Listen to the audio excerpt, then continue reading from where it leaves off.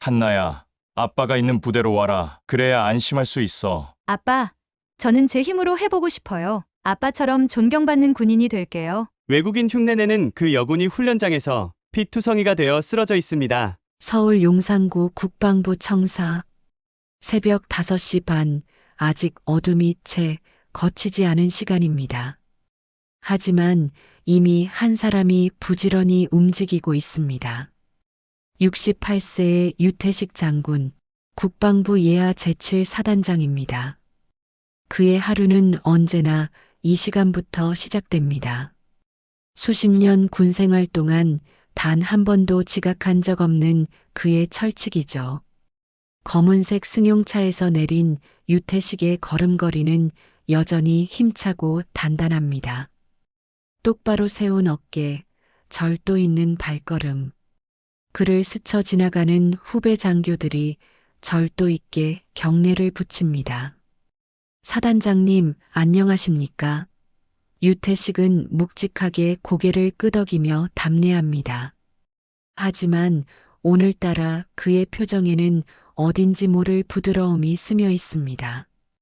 엘리베이터를 타고 올라가며 유태식은 주머니에서 휴대폰을 꺼냅니다. 새벽임에도 불구하고 한나에게서 온 문자 메시지가 있습니다. 아빠, 오늘도 화이팅. 사랑해요. 짧은 문장이지만 그의 입가에 미소가 번집니다. 철벽 같던 그의 마음에 균열을 낸 것은 바로 이 22살 딸아이였습니다. 사단장실 문을 열자마자 유태식이 가장 먼저 하는 일은 책상 위 액자를 바라보는 것입니다. 22살 한나의 밝은 미소가 담긴 사진이죠. 금발의 파란 눈을 가진 이 아이는 그에게 있어 세상에서 가장 소중한 존재입니다. 액자 옆에는 한나가 직접 쓴 편지가 놓여 있습니다. 아빠, 항상 고생 많으세요. 아빠가 자랑스러워요. 참 신기한 일이야. 유태식이 혼잣말처럼 중얼거립니다. 이 아이 하나 때문에 내가 웃을 줄 알게 됐어. 15년 전 미국 출장 중 우연히 들른 시애틀의 한 입양기관.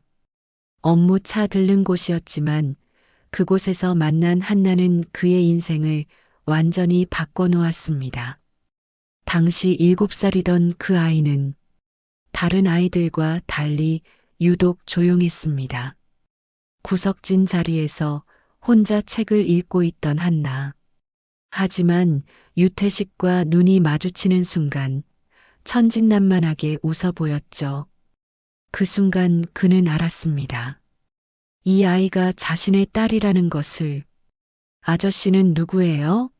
서툰 영어로 물어보던 한나의 목소리가 아직도 귓가에 생생합니다. 유태식은 그때 처음으로 아이와 대화를 나눠봤습니다. 나는 한국에서 온 아저씨야. 너는 한국에 가보고 싶니? 한나는 고개를 끄덕였습니다. 한국에는 맛있는 음식이 많다고 들었어요. 한국에 데려온 한나는 처음엔 모든 것이 낯설어 했습니다. 한국어는 물론이고 젓가락 사용하는 것도 어려워했죠. 하지만 놀라울 만큼 적응력이 빨랐습니다. 유태식은 한나가 한국 사회에서 차별받지 않도록 교육부터 예절까지 직접 지도했습니다.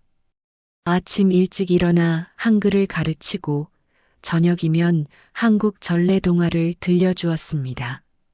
때로는 엄격한 아버지였고 때로는 다정한 친구였죠. 한나가 한국어를 틀리게 말하면 차근차근 교정해 주었고 학교에서 힘든 일이 있으면 끝까지 들어주었습니다. 아빠는 무서운 사람인 줄 알았는데 집에서는 완전히 다른 사람이네요. 한나가 고등학교 때 했던 말입니다. 유태식은 그때 처음으로 자신도 진짜 아버지가 될 수 있다는 걸 깨달았습니다. 한나는 밝고 씩씩하게 자랐습니다. 한국어 실력도 늘어가면서 이제는 경상도 사투리까지 구사할 정도가 되었죠. 친구들과 어울리는 것도 좋아했고 학업 성적도 우수했습니다. 하지만 가끔 학교에서 힘든 일이 있을 때면 유태식의 품에 안겨 울곤 했습니다. 아빠, 오늘 친구들이 나한테 한국 사람인데 왜 외국인처럼 생겼냐고 물어봤어요. 그리고 진짜 한국 사람이 맞냐고 했어요. 그럴 때마다 유태식은 한나를 꼭 껴안으며 말했습니다. 한나야, 너는 당당한 우리나라 사람이야. 그리고 아빠의 가장 소중한 딸이고 누가 뭐라고 해도 흔들리지 마. 대학교에 진학한 한나는 국제관계학을 전공했습니다. 성적도 우수했고 친구들에게도 인기가 많았습니다. 특히 영어와 한국어를 모두 잘하는 장점을 살려 통역 봉사활동도 열심히 했죠. 유태식은 그런 딸이 자랑스러웠습니다. 하지만 한나가 22살이 되던 해 봄, 예상치 못한 말을 했습니다. 대학교 3학년이 되면서 진로에 대해 고민하던 한나가 어느 날 저녁 식사 자리에서 조심스럽게 꺼낸 말이었습니다. 아빠, 나도 군인이 될래요. 아빠처럼 존경받는 사람이 되고 싶어요. 그 말을 들은 순간 유태식의 심장이 철렁했습니다. 수저를 든 손이 잠시 멈춰졌죠. 군대라는 곳이 어떤 곳인지 너무나 잘 알고 있었기 때문입니다. 특히 여자에게, 그것도 외국에서 태어난 딸에게는 더욱 혹독할 수 있다는 걸 알고 있었거든요. 한나야, 군대는 생각보다 훨씬 힘든 곳이야. 다른 길도 얼마든지 있지 않니? 유태식은 최대한 차분하게 말했지만 속으로는 애가 타고 있었습니다. 하지만 한나의 의지는 생각보다 훨씬 확고했습니다. 아빠, 저는 정말 진지해요. 아빠가 그 힘든 곳에서 이렇게 훌륭한 사람이 되셨잖아요. 저도 아빠처럼 나라를 위해 일하고 싶어요. 한나의 눈빛에는 흔들림이 없었습니다. 오히려 유태식과 똑같은 의지가 담겨 있었죠. 유태식은 딸을 말리고 싶었지만 한나의 결심을 꺾을 수는 없었습니다. 결국 그는 타협점을 제시했습니다. 그럼 아빠가 있는 부대로 와라. 그래야 아빠가 조금이라도 안심할 수 있어. 아빠가 직접 챙겨줄 수 있고. 하지만 한나는 단호하게 고개를 저었습니다. 아니에요, 아빠. 저는 제 힘으로 해보고 싶어요. 아빠 덕분에 들어간다고 생각하면 안 될 것 같아요. 그리고 다른 사람들도 그렇게 볼 거예요. 그 말에 유태식은 할 말을 잃었습니다. 딸의 자존심을 이해하면서도 한편으로는 걱정이 앞섰습니다. 하지만 한나는 이미 모든 것을 결정한 상태였습니다. 아빠, 저는 장교가 아니라 일반 병사로 들어갈 거예요. 그게 진짜 군대를 배우는 길이라고 생각해요. 뭐, 일반 병사로? 유태식은 깜짝 놀랐습니다. 대학을 졸업하면 장교로 임관할 수 있는데 굳이 일반 병사로 들어가겠다는 것이었습니다. 한나야, 그건 너무 힘들어. 특히 여자들에게는 더욱. 아빠, 제가 특별 대우 받는 것 같아서 싫어요. 그리고 정말 군대가 어떤 곳인지 알고 싶어요. 아빠가 젊었을 때 겪었던 그런 경험을 저도 해보고 싶어요. 그날 밤 유태식은 잠을 이루지 못했습니다. 창밖을 바라보며 딸의 미래를 걱정했습니다. 하지만 동시에 딸의 용기가 자랑스럽기도 했습니다. 결국 그는 한나의 결정을 존중하기로 했습니다. 몇 달 후 한나는 자원 입대를 했습니다. 그것도 유태식이 사령관으로 있는 곳이 아닌 경기도에 있는 멀리 떨어진 부대를 선택했습니다. 입대 전날 밤 아버지와 딸은 오랜 시간 대화를 나눴습니다. 한나야, 힘들면 언제든지 아빠한테 연락해라. 아빠가 뭐든지 해줄 수 있어. 아빠, 걱정 마세요. 저 잘할 수 있어요. 그리고 아빠가 자랑스러워할 만한 딸이 될게요. 입대 당일 유태식은 한나를 부대 앞까지 데려다 주었습니다. 딸이 부대 안으로 들어가는 모습을 보며 그는 복잡한 심정을 감출 수 없었습니다. 자랑스러우면서도 걱정스러웠죠. 처음 몇 주 동안은 모든 것이 순조로워 보였습니다. 한나는 주말마다 집에 와서 부대 생활에 대해 이야기했습니다. 아빠, 생각보다 재미있어요. 동료들도 착하고 선임들도 잘 가르쳐 주세요. 한나의 밝은 목소리를 들으며 유태식은 안심했습니다. 하지만 한 달이 지나면서 한나의 표정에 변화가 생겼습니다. 예전처럼 밝지 않았고 말수도 줄어들었습니다. 한나야, 무슨 일 있니? 유태식이 물어봐도 한나는 아니에요. 그냥 좀 피곤해서요라고만 답했습니다. 그러던 어느 날 유태식은 예상치 못한 전화를 받았습니다. 익명의 제보자로부터 온 전화였습니다. 목소리는 젊은 남자 같았지만 긴장한 기색이 역력했습니다. 사단장님, 죄송합니다. 이런 식으로 연락드려서요. 하지만 꼭 말씀드려야 할 것 같아서요. 누구십니까? 무슨 일인지 말씀해 보세요. 사단장님, 따님, 한나 상병 말입니다. 그 부대에서 어떤 일이 일어나고 있는지 아시나요? 유태식의 심장이 쿵쾅거리기 시작했습니다. 무슨 말씀이신지 자세히 설명해 주시겠습니까? 외국인 흉내내는 그 여군. 훈련장 안에서 무슨 취급받는지 알면 사단장님 기절하실 겁니다. 저도 같은 부대에 있어서 보고 있는데 정말 심각합니다. 전화가 끊어진 후 유태식은 한동안 멍하니 앉아 있었습니다. 그동안 한나가 보인 변화들이 머릿속을 스쳐 지나갔습니다. 표정이 어두워진 것, 말수가 줄어든 것, 그리고 가끔 보이던 상처들. 한나는 훈련하다가 다쳤어요 라고 말했지만 이제 보니 그게 전부가 아닐 수도 있었습니다. 유태식은 즉시 행동에 나섰습니다.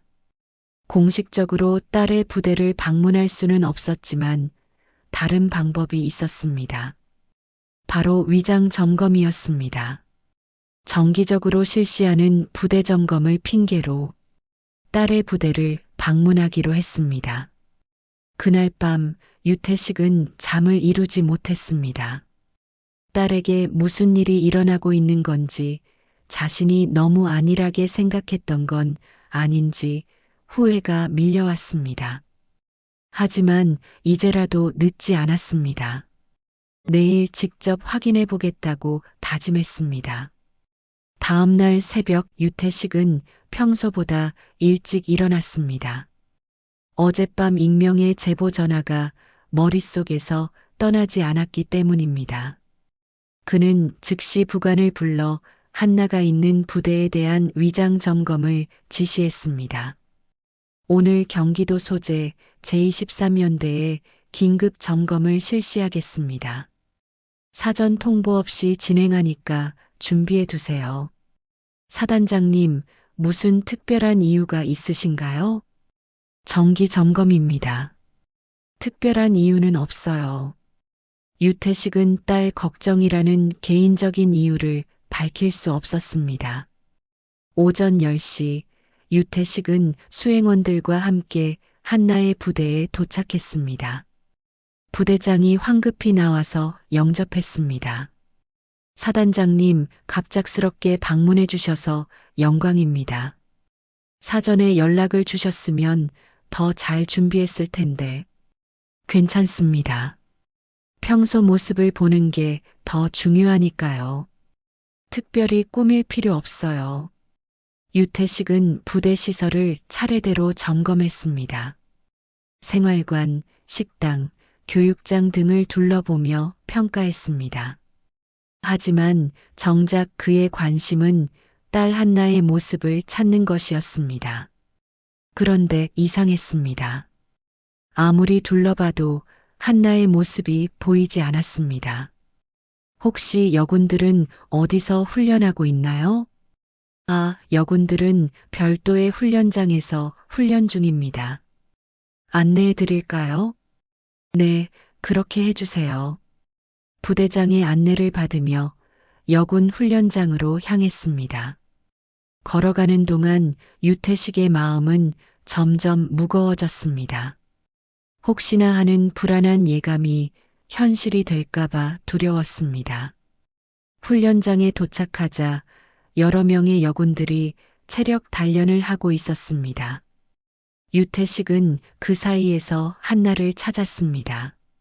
하지만 한나의 모습은 그가 예상했던 것과 전혀 달랐습니다. 훈련장 한켠 다른 훈련병들과 떨어진 곳에서 한나가 혼자 팔굽혀펴기를 하고 있었습니다. 그런데 그 모습이 너무나 처참했습니다. 얼굴과 팔에는 멍자국이 여러 개 있었고 입술도 부어 있었습니다. 무엇보다 한나의 표정에서 예전의 밝음을 전혀 찾을 수 없었습니다. 저 훈련병은 왜 혼자 떨어져서 훈련하고 있습니까? 저 훈련병은 좀 특별한 경우라서요. 개별 지도가 필요해서 따로 훈련시키고 있습니다. 그때 다른 훈련병 몇 명이 한나 쪽으로 다가갔습니다. 유태식은 멀리서 그 상황을 지켜봤습니다. 그런데 곧 믿을 수 없는 광경이 펼쳐졌습니다. 야, 외국년아. 뭐하고 있어? 그것도 팔굽혀펴기야? 한 훈련병이 한나에게 욕설을 퍼부으며 발로 차기 시작했습니다. 다른 훈련병들도 가세했습니다. 한국말도 제대로 못하는 주제에 군대는 왜 왔어? 돌아가. 아메리카로 꺼져. 한나는 아무 말도 하지 못한 채 맞고만 있었습니다. 그리고 그 모습을 조교들이 보고 있음에도 아무도 말리지 않았습니다. 오히려 옆에서 웃고 있었습니다. 뭐야?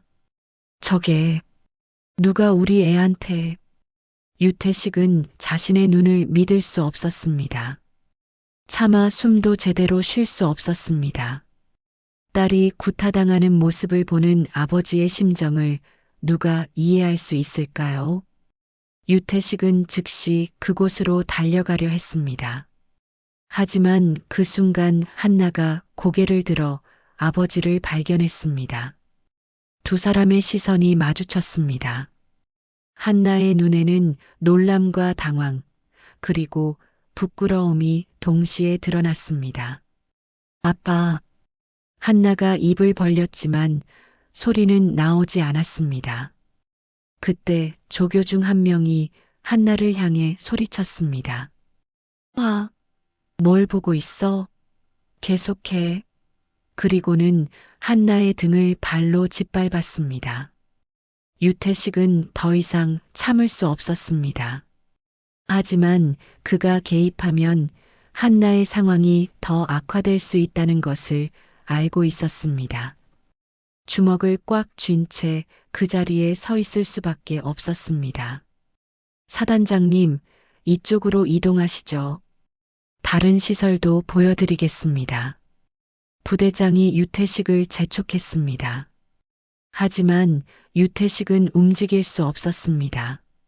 한나는 다시 팔굽혀펴기 자세를 취했습니다. 하지만 계속되는 구타와 욕설에 결국 쓰러지고 말았습니다. 피가 입가에서 흘러내렸습니다. 나 잘하고 싶었는데 너무 어려워. 한나가 중얼거리는 소리가 바람에 실려 들려왔습니다. 그 순간 유태식의 마음속에서 무언가가 완전히 부서졌습니다.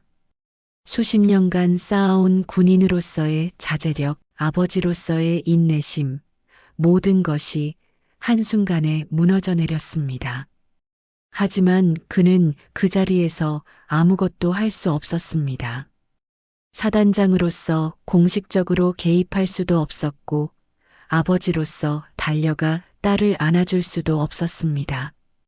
그저 멀리서 바라볼 수밖에 없는 자신의 무력함이 분노로 바뀌었습니다. 사단장님, 점검을 계속하시겠습니까? 부대장이 다시 물었습니다. 오늘은 여기까지 하겠습니다. 유태식은 간신히 목소리를 짜내며 대답했습니다. 부대를 떠나는 차 안에서 유태식은 말없이 창밖을 바라봤습니다. 수행원들은 사단장의 심상치 않은 분위기를 느끼고 아무 말도 하지 않았습니다. 그날 이후 유태식은 말없이 사단장실에 틀어박혀 버렸습니다. 누구와도 말하지 않았고 식사도 거의 하지 않았습니다. 그의 마음속에는 복수와 분노, 그리고 딸에 대한 미안함이 뒤섞여 있었습니다. 사단장실에 틀어박힌 지 사흘째, 유태식은 아무와도 만나지 않았습니다. 부관이 식사를 가져와도 손대지 않았고, 긴급 보고가 있어도 나중에라는 말만 반복했습니다. 그의 머릿속에는 딸이 구타당하던 그 끔찍한 장면만 계속 맴돌고 있었습니다. 사단장님, 국방부에서 연락이 왔습니다. 오늘 오후 회의에 참석하셔야 한다고. 부관이 조심스럽게 말을 건넸지만 유태식은 대답하지 않았습니다. 그때 책상위 전화벨이 울렸습니다. 한나에게서 온 전화였습니다. 유태식은 잠시 망설이다가 전화를 받았습니다. 아빠, 안녕하세요. 한나의 목소리는 평소보다 훨씬 작고 떨리고 있었습니다. 한나야, 몸은 괜찮니? 네, 괜찮아요. 아빠는 어떠세요? 요즘 많이 바쁘신가 봐요. 한나야, 혹시 부대에서 힘든 일은 없니? 아니에요, 아빠. 다들 잘해주세요. 걱정 마세요. 거짓말이었습니다. 하지만 유태식은 딸을 다그칠 수 없었습니다. 대신 그는 다른 방법을 생각했습니다. 전화를 끊은 후 유태식은 즉시 군사보안사령부에 연락했습니다. 이번 주 안에 제23연대에 대한 특별 감찰을 실시하겠습니다. 철저히 조사해 주세요. 사단장님, 특별한 이유가 있으신가요? 병영 문화 개선을 위한 정기 점검입니다. 하지만 그것만으로는 부족했습니다. 유태식은 더 직접적인 행동을 취하기로 했습니다. 그는 개인적으로 신뢰하는 헌병대장을 불렀습니다. 김대령, 개인적으로 부탁할 일이 있습니다. 말씀하세요, 사단장님. 제23연대 훈련대대의 운영 실태를 비공식적으로 조사해 주세요.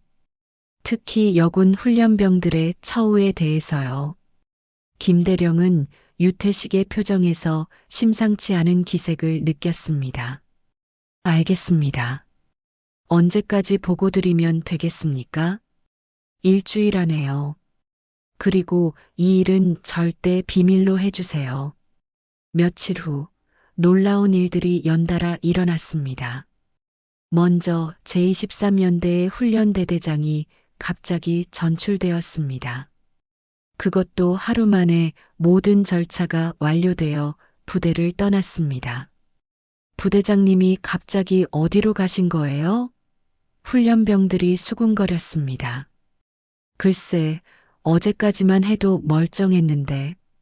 이어서 조교 2명도 같은 날 전출 명령을 받았습니다.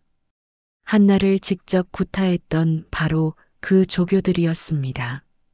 사유는 모두 인사이동이었지만 부대 안에서는 수상하다는 소문이 돌기 시작했습니다. 뭔가 이상하지 않아? 하루 만에 3명이나 전출되다니. 사단장님이 손 쓴 거 아냐? 얼마 전에 갑자기 점검 오셨었잖아. 정기 감사라더니 부대장 자택에 군 헌병이 들이닥쳤다는 소문도 있던데. 하지만 공식적인 입장은 아무것도 없었습니다.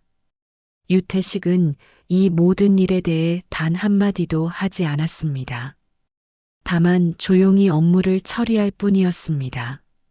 그러던 어느 날 오후 제23연대에 부대 방송이 흘러나왔습니다. 새로 부임한 대대장의 목소리였습니다. 전 장병 여러분께 알려드립니다. 오늘부로 제23연대 훈련대대의 기존 운영 방식은 전면 폐기됩니다. 새로운 훈련 체계와 생활 규정이 도입될 예정입니다. 훈련병들은 무슨 일인지 몰라 당황했습니다. 하지만 한나는 달랐습니다. 그녀는 며칠 전 아버지가 부대에 왔었다는 걸 알고 있었고, 이 모든 변화가 우연이 아니라는 것도 느끼고 있었습니다. 새로 부임한 대대장과 조교들은 이전과 완전히 다른 모습을 보였습니다. 훈련은 여전히 엄격했지만 구타나 욕설은 완전히 사라졌습니다. 특히 한나에 대한 차별적인 대우도 없어졌습니다. 앞으로 모든 훈련병은 동등하게 대우받을 것입니다. 출신이나 배경과 관계없이 오직 노력과 성과로만 평가받게 됩니다. 하지만 일부 훈련병들 사이에서는 불만의 목소리도 나왔습니다. 왜 갑자기 이렇게 바뀐 거야? 예전이 더 나았는데. 저 외국년 때문에 우리가 피해보는 거 아니야? 그런 소리들이 한나의 귀에도 들어왔습니다. 하지만 예전처럼 직접적인 괴롭힘은 없었습니다. 새로운 지휘부가 그런 행동들을 절대 용납하지 않았기 때문입니다. 며칠 후 한나는 새로운 소대장과 면담을 했습니다. 한나 상병, 앞으로 훈련에 최선을 다해주기 바랍니다. 과거에 어떤 일이 있었든 이제는 새 출발입니다. 네, 소대장님. 열심히 하겠습니다. 그리고 앞으로 어떤 부당한 일이 있으면 즉시 보고하세요. 우리는 그런 일을 절대 방치하지 않을 것입니다. 한나는 그 말을 듣고 처음으로 안도의 한숨을 쉬었습니다. 하지만 동시에 마음 한편으로는 미안함도 느꼈습니다. 아버지가 자신 때문에 어떤 일을 했는지 짐작할 수 있었기 때문입니다. 그날 밤 한나는 아버지에게 전화를 걸었습니다. 아빠, 안녕하세요. 한나야, 부대 생활은 어떠니? 많이 좋아졌어요. 새로운 지휘관들이 오셔서 분위기가 완전히 바뀌었어요. 유태식은 잠시 침묵했습니다. 그리고 조용히 말했습니다. 그래, 잘 됐구나. 앞으로도 열심히 해라. 네, 아빠. 그런데, 아빠 혹시, 응? 아니에요. 그냥 사랑한다고 말하고 싶었어요. 유태식의 눈가에 눈물이 맺혔습니다. 아빠도 한나를 많이 사랑한다. 하지만 이것은 시작에 불과했습니다. 유태식은 단순히 몇 명의 인사이동으로 끝낼 생각이 없었습니다. 더 큰 그림을 그리고 있었습니다. 한나는 새로운 부대 분위기에 적응해가고 있었지만 몸에 남은 상처들은 쉽게 나아지지 않았습니다. 특히 늑골 부위의 통증이 계속되어 결국 의무병원에서 정밀 검사를 받게 되었습니다.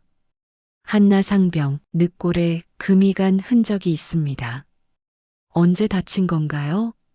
군의관이 엑스레이 사진을 보며 물었습니다. 훈련 중에 넘어져서 다쳤습니다. 한나는 여전히 진실을 말하지 못했습니다. 상당히 심한 외상인데요. 며칠 동안 입원해서 치료받는 게 좋겠습니다. 한나는 어쩔 수 없이 의무병원에 입원하게 되었습니다. 그런데 입원 수속을 밟는 과정에서 예상치 못한 일이 벌어졌습니다. 간병사가 한나의 개인 물품을 정리하던 중 휴대폰에서 동영상 파일들을 발견한 것입니다. 상병님, 휴대폰이 고장 난 것 같은데요. 동영상 파일이 자동으로 재생되고 있어요. 한나는 깜짝 놀라 휴대폰을 확인했습니다. 그런데 그 화면에는 자신도 몰랐던 동영상이 재생되고 있었습니다.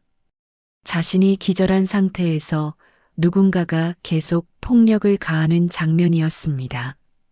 이게 뭐지? 한나는 믿을 수 없다는 표정으로 화면을 응시했습니다. 동영상 속에서 자신은 의식을 잃은 채로 바닥에 누워 있었고 몇 명의 훈련병들이 발로 차며 웃고 있었습니다. 더 충격적인 것은 동영상의 뒷부분이었습니다. 촬영자의 목소리가 선명하게 들려왔습니다. 야, 이거 진짜 재밌다. 저 계집애는 한국인이 아니야. 저런 애는 이렇게 해도 돼. 말 들어야 해. 맞아. 외국에서 온 주제에 뭔 군대야. 그냥 장난감이지 뭐. 한나는 자신의 휴대폰에 이런 동영상이 어떻게 들어있는지 이해할 수 없었습니다. 그러다가 문득 깨달았습니다. 누군가가 의도적으로 이 동영상을 그녀의 휴대폰에 전송한 것이었습니다. 그날 밤 한나는 잠을 이루지 못했습니다. 자신이 당한 일들이 단순한 괴롭힘이 아니라 계획적이고 조직적인 것이었다는 걸 깨달았기 때문입니다. 더구나 자신이 의식을 잃은 상태에서도 폭력이 계속되었다는 사실에 큰 충격을 받았습니다. 이틀 후 더욱 충격적인 일이 벌어졌습니다. 한나의 휴대폰으로 익명의 메시지가 도착했습니다. 그 안에는 부대 내 단체 채팅방의 캡처 화면들이 들어 있었습니다. 첫 번째 캡처 화면에는 이런 대화가 기록되어 있었습니다. 외국년 또 울고 있네 킥킥킥. 물 먹여도 지 말 못해요. 걍 외국인 장난감임. 사단장 딸이라며? 근데 뭔 입양 아래 킥킥. 아 그래서 특별 대우 해달라는 거구나. 꽤 웃기네. 두 번째 캡처에는 더욱 노골적인 내용들이 담겨 있었습니다. 오늘 훈련 때 또 혼내줘야지. 한국 예절 가르쳐줘야 해. 외국에서 온 주제에 까불면 안 되지. 부대장님도 별말 안 하시던데. 알아서 하래. 그럼 계속하자. 어차피 입양하니까 진짜 가족도 아니잖아. 세 번째 캡처에는 한나가 구타당하는 동영상을 공유하는 대화까지 있었습니다. 동영상 찍은 거 다 올려라. 이거 진짜 웃기다. 킥킥킥 외국인이 한국 군대 맛보는 거. 본국으로 돌아가고 싶어 할걸? 킥킥. 한나는 이 모든 캡처 화면들을 보며 절망감에 빠졌습니다. 자신을 괴롭힌 것이 개인적인 감정이 아니라 자신이 입양하라는 사실과 외국 출신이라는 이유 때문이었다는 걸 알게 되었습니다. 하지만 가장 충격적인 것은 마지막 메시지였습니다. 익명의 제보자가 보낸 메시지였습니다. 한나 상병님, 저는 같은 부대에 있는 선임입니다. 더 이상 보고만 있을 수 없어서 이렇게 연락드립니다. 이 증거들을 사단장님께 전달해 주세요. 이런 일은 절대 있어서는 안 됩니다. 한나는 그제서야 깨달았습니다. 아버지가 갑자기 부대에 점검을 온 것도, 부대장과 조교들이 갑자기 전출된 것도 모두 이런 증거들 때문이었다는 것을. 그날 밤 한나는 오랜 고민 끝에 아버지에게 전화를 걸었습니다. 아빠, 한나야, 어떻게 지내니? 몸은 좀 어때? 아빠, 저 말씀드릴 게 있어요. 유태식은 딸의 목소리에서 심상치 않은 기색을 느꼈습니다. 무슨 일이니? 제 휴대폰에 동영상이 있어요. 그리고 단톡방 캡처도요. 한나는 떨리는 목소리로 자신이 발견한 모든 증거들에 대해 이야기했습니다. 유태식은 그 이야기를 들으며 주먹을 꽉 쥐었습니다. 예상했던 것보다 훨씬 심각하고 조직적인 일이었습니다. 한나야, 그 증거들을 모두 보관해둬라. 그리고 절대 누구에게도 말하지 마. 네, 아빠. 그런데 아빠가 이미 다 알고 계셨죠? 유태식은 잠시 침묵했습니다. 미안하다, 한나야. 아빠가 더 일찍 알았어야 했는데. 아니에요, 아빠. 제가 말씀드리지 않아서 죄송해요. 그냥 혼자 해결하고 싶었어요. 이제는 혼자가 아니야. 아빠가 있어. 전화를 끊은 후 유태식은 즉시 행동에 나섰습니다. 이제는 단순한 인사조치로는 부족했습니다. 더 강력하고 근본적인 조치가 필요했습니다.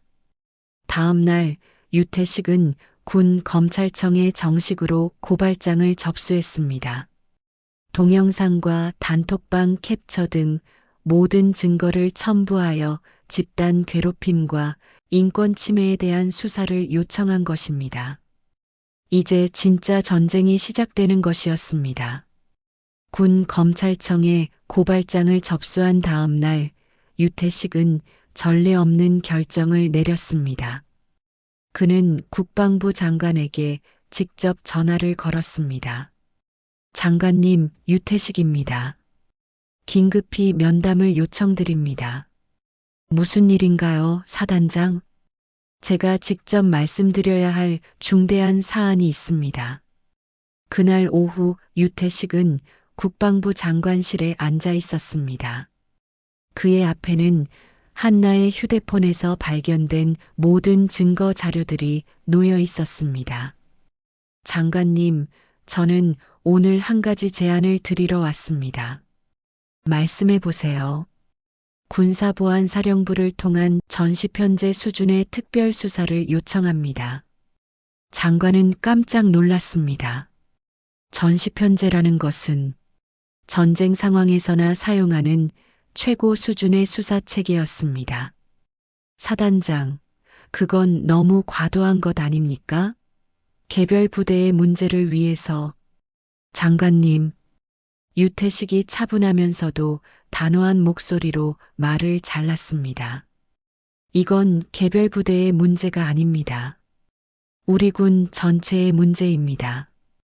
유태식은 준비해온 자료들을 하나씩 보여주며 설명했습니다. 동영상, 단톡방 캡처, 그리고 자신이 직접 목격한 구타 장면들까지. 장관님, 이것이 단순한 괴롭힘이라고 보십니까? 이것은 조직적이고 계획적인 인권 유린입니다. 더구나 피해자가 입양아라는 이유로, 외국 출신이라는 이유로 자행된 차별입니다. 장관은 자료들을 보며 말을 잃었습니다. 특히 의식을 잃은 한나를 계속 구타하는 동영상을 보고는 경악을 금치 못했습니다. 그런데 사단장, 이 피해자가 사단장의 따님이라고 들었는데. 맞습니다. 유태식이 고개를 끄덕였습니다. 하지만 저는 지금 아버지로서 말하는 게 아닙니다. 한 명의 군인으로서, 그리고 이 나라의 군을 책임지는 지휘관으로서 말하는 겁니다. 유태식은 잠시 숨을 고르고 계속 말했습니다. 장관님, 군이 더럽혀졌습니다. 그리고 그 더럽혀진 군이 제 딸을 부쉈습니다. 하지만 이것은 제 딸만의 문제가 아닙니다. 앞으로도 수많은 젊은이들이 이런 일을 당할 수 있습니다. 장관은 유태식의 눈빛에서 흔들림 없는 의지를 보았습니다. 그리고 동시에 깊은 분노도 느꼈습니다. 사단장이 원하는 것이 무엇입니까? 전면적인 수사와 재발 방지 대책입니다. 그리고 유태식이 잠시 멈췄습니다. 제가 사단장직에서 물러나겠습니다. 뭐라고요? 저는 제 딸을 지키지 못한 무능한 아버지입니다. 그리고 제 관할하에서 이런 일이 벌어지도록 한 무능한 지휘관입니다. 책임을 지겠습니다. 장관이 말렸지만 유태식의 의지는 확고했습니다. 다만 조건이 있습니다. 제가 사직하는 대신 이 사건에 대한 전면적인 수사를 약속해 주세요. 그리고 군 전체의 병역 문화 개선을 위한 특별 대책을 수립해 주세요.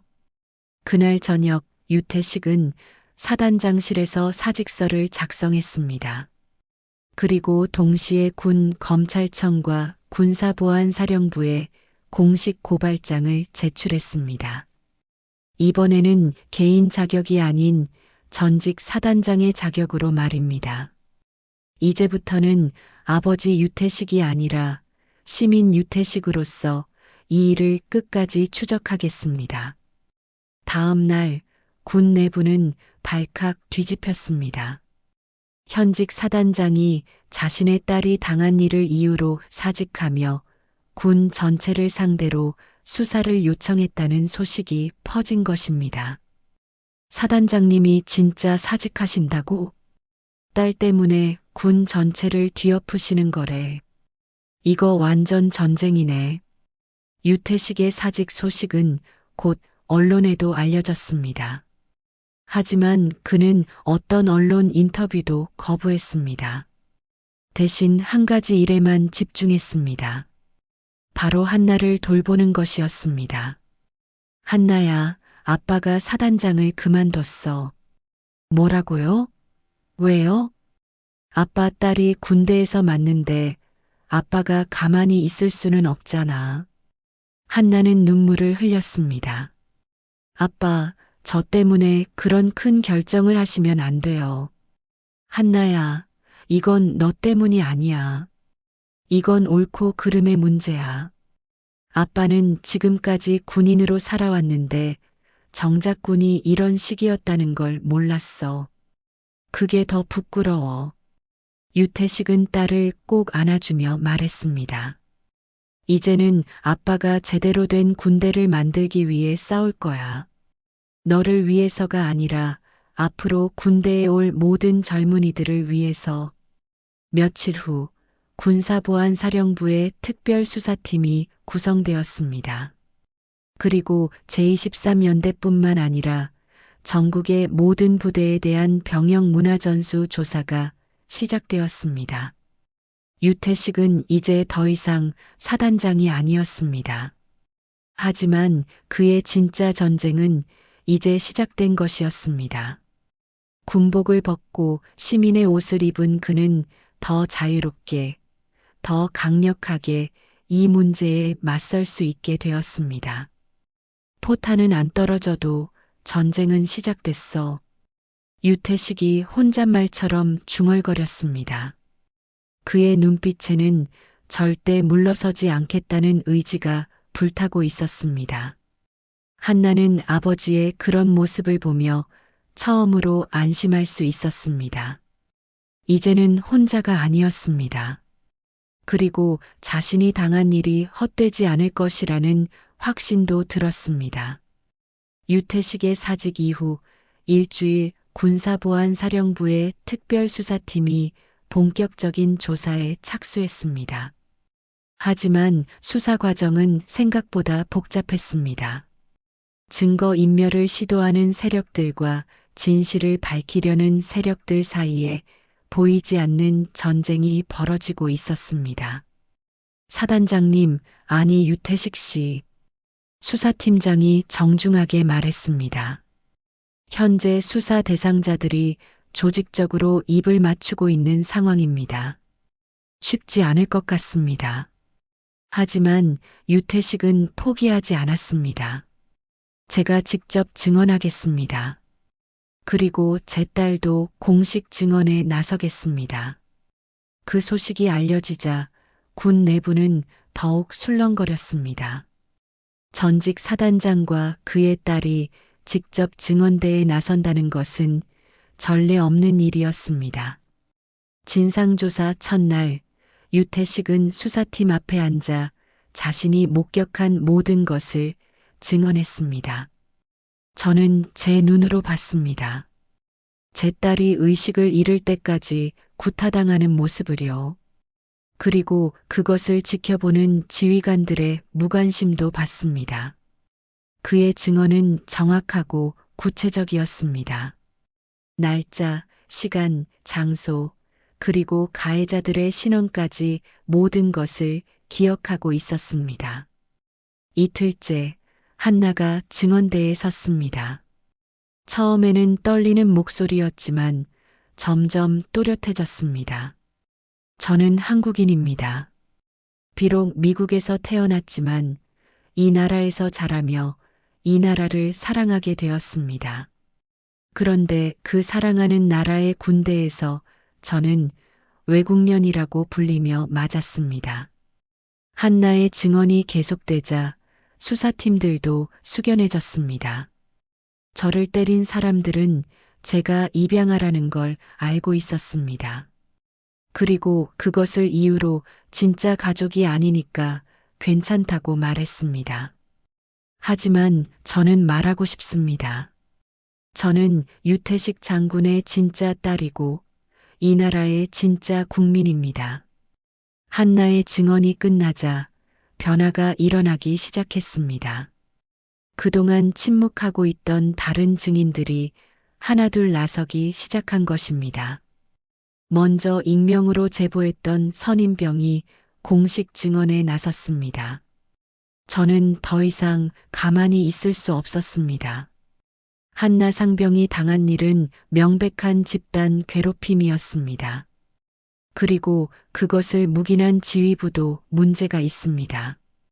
이어서 다른 훈련병들도 증언에 나섰습니다.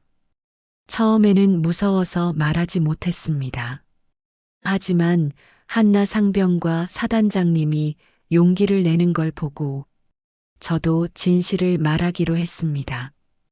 저도 비슷한 일을 당할 뻔했습니다. 제가 지방 출신이라는 이유로요. 하지만 한나 상병만큼 심하지는 않았습니다. 가장 충격적인 증언은 전출된 조교 중 한 명에게서 나왔습니다. 그는 양심의 가책을 견디지 못하고 자진 출석했습니다. 윗선에서 덮으라고 했습니다. 사단장 딸이니까 적당히 하라는 게 아니라 어차피 입양하니까 문제 없다고 했습니다. 누가 그런 지시를 했습니까? 부대장님이 직접 말씀하셨습니다. 그리고 예전에도 있었던 일이니까 조용히 넘어갈 것이라고 하셨습니다.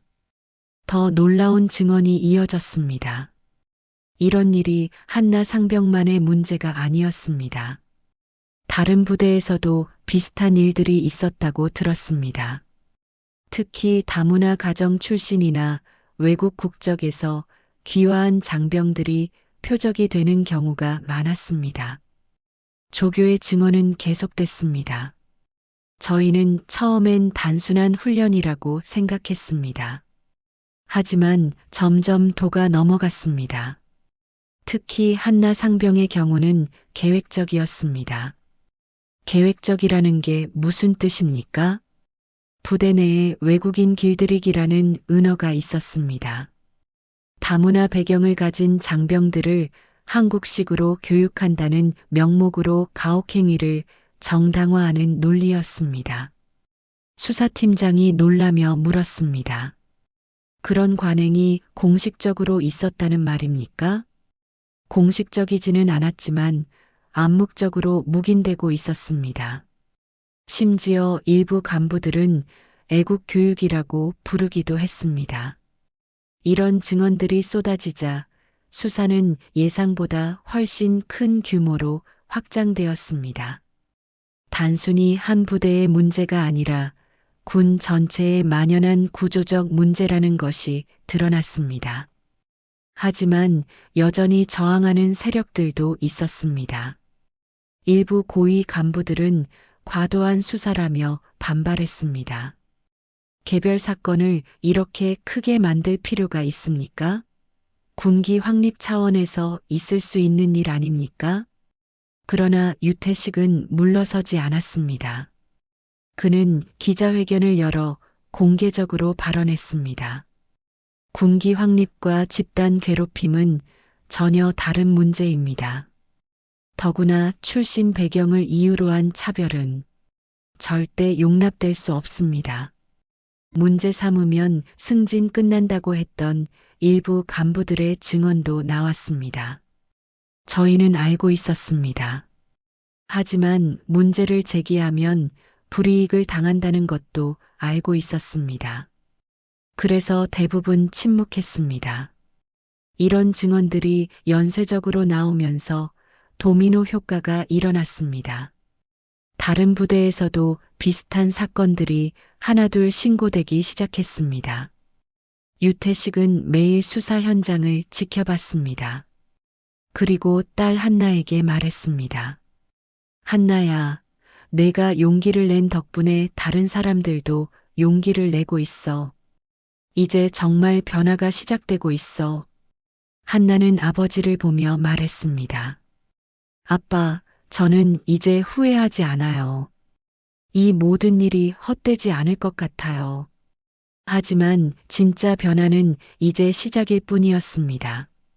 수사가 진행된 지 2달 후 놀라운 변화들이 일어나기 시작했습니다. 국방부는 전국 모든 부대에 다문화 배경 장병 보호 지침을 새롭게 제정했고 병역 문화 개선을 위한 특별 교육 프로그램을 도입했습니다. 하지만 가장 큰 변화는 한나 자신에게서 일어났습니다. 군 병원에서 완전히 회복한 한나는 전역 후 대학교로 돌아갔습니다. 하지만 이전과는 완전히 다른 사람이 되어 있었습니다. 예전에 조용하고 내성적이던 모습 대신 당당하고 목적의식이 분명한 여성으로 변해 있었습니다. 한나야, 앞으로 뭘 하고 싶니? 유태식이 어느 날 저녁 식사 자리에서 물었습니다. 아빠, 저는 이제 제가 해야 할 일을 알았어요. 한나의 눈빛이 확고했습니다. 저와 같은 일을 당하는 사람들이 다시는 없도록 하고 싶어요. 한나는 대학교에서 법학을 복수 전공하기 시작했습니다. 그리고 동시에 병역 문화 개선을 위한 민간 자문단에 참여했습니다. 처음에는 가장 어린 위원이었지만 직접 경험한 생생한 증언과 개선 방안들이 높은 평가를 받았습니다. 한나 위원의 제안은 매번 놀랍습니다. 피해자의 관점에서 바라본 실질적인 대안들이죠. 자문단장이 한나를 격려했습니다. 한나가 제시한 개선안들은 하나씩 군 정책에 반영되기 시작했습니다. 다문화 배경 장병들을 위한 상담 프로그램, 익명신고 시스템, 그리고 가해자 처벌 강화 방안까지 모든 것이 한나의 아픈 경험에서 나온 소중한 제안들이었습니다. 한편 유태식은 전국을 돌며 강연 활동을 시작했습니다. 주제는 진정한 애국과 포용이었습니다. 그의 첫 번째 강연은 서울의 한 대학교에서 열렸습니다. 여러분, 저는 수십 년간 군인으로 살아왔습니다. 그리고 애국이 무엇인지 안다고 생각했습니다. 유태식이 강단에 서서 말했습니다. 하지만 제 딸 하나가 바꾼 건 부대 하나가 아닙니다. 이 나라가 진정으로 모든 국민을 품을 준비가 되었는지 묻는 전쟁이었습니다. 강연장은 조용했습니다. 수백 명의 학생들이 숨을 죽이며 그의 이야기에 귀를 기울였습니다. 저희 딸은 미국에서 태어났지만 이 땅에서 자라며 이 나라를 사랑하게 되었습니다. 하지만 그 사랑하는 나라의 군대에서 외국인이라는 이유로 배척당했습니다.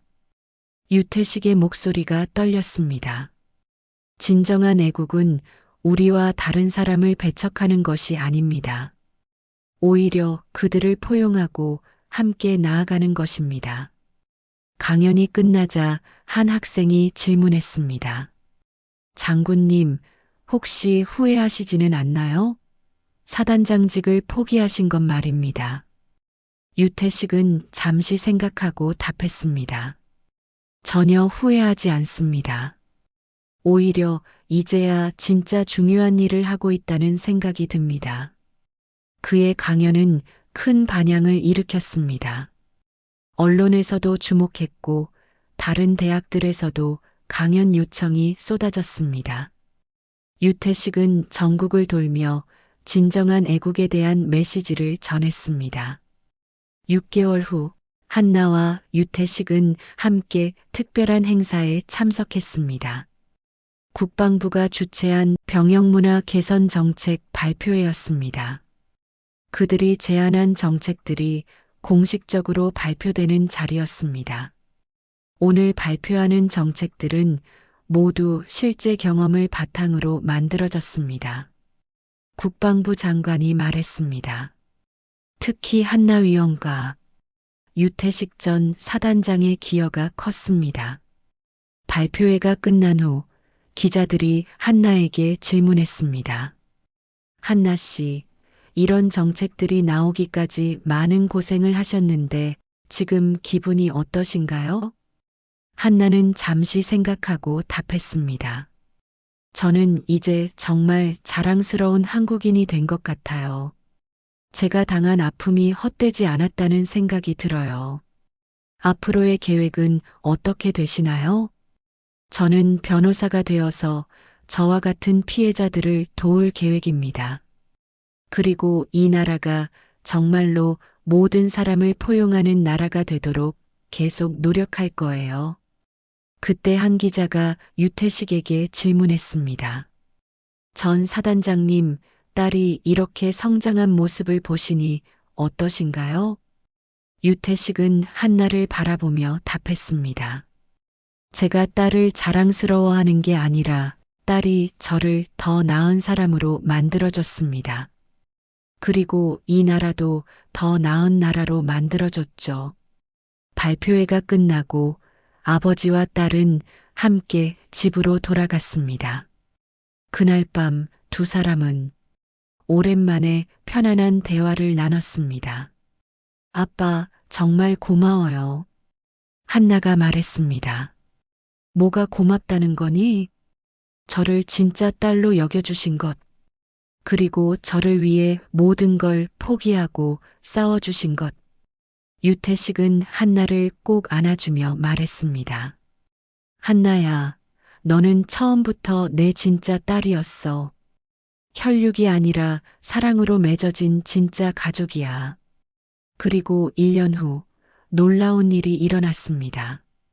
한나의 이야기를 다룬 다큐멘터리가 제작되어 전국에 방영된 것입니다. 제목은 사단장의 딸이었습니다. 다큐멘터리 마지막 장면에서 카메라는 한나와 유태식이 포옹하는 모습을 담았습니다. 그 순간 전국의 시청자들이 눈물을 흘렸습니다. 진정한 가족의 의미, 진정한 애국의 의미를 깨달은 순간이었습니다. 한나는 이제 법학대학원에 진학했고 유태식은 여전히 전국을 돌며 강연 활동을 계속하고 있습니다. 그들의 이야기는 많은 사람들에게 용기와 희망을 주고 있습니다.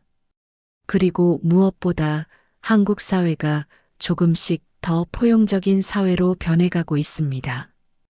때로는 개인의 용기가 더 큰 세상을 바꿉니다. 한나와 유태식이 바로 그런 사람들이었습니다.